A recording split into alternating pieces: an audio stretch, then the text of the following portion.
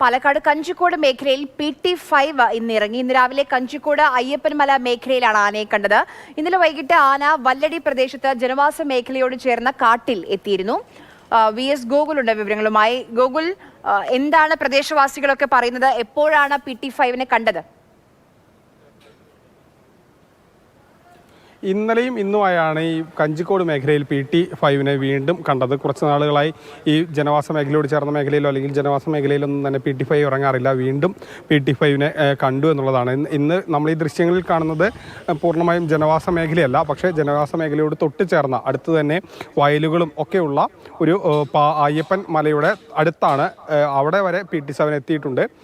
പലപ്പോഴും ഈ PT-7 കൃഷിനാശങ്ങളൊക്കെ ഉണ്ടാക്കുന്ന വാർത്തകളൊക്കെ നമ്മൾ ഇതിനു മുൻപ് റിപ്പോർട്ട് ചെയ്തിട്ടുണ്ട്. അതുകൊണ്ട് തന്നെ ഈ കഞ്ചിക്കോട്ടുള്ള അവർക്കുള്ള ഒരു പ്രധാന ആശങ്ക ഇനിയും ഈ PT-5 ഈ ജനവാസ മേഖലയിൽ ഇറങ്ങുമോ എന്നും അവരുടെ കൃഷിയൊക്കെ നശിപ്പിക്കുമോ എന്നുള്ളൊരു ആശങ്കയുണ്ട്. കാരണം ഇനി വിളവിന് അധികം നാളില്ല. ഏകദേശം ഒരു 2 ആഴ്ചയ്ക്കൊക്കെ ശേഷം കൊയ്ത്ത് നടക്കേണ്ടതാണ് കഞ്ചിക്കോട്ടെയൊക്കെ പാടശേഖരങ്ങളിൽ.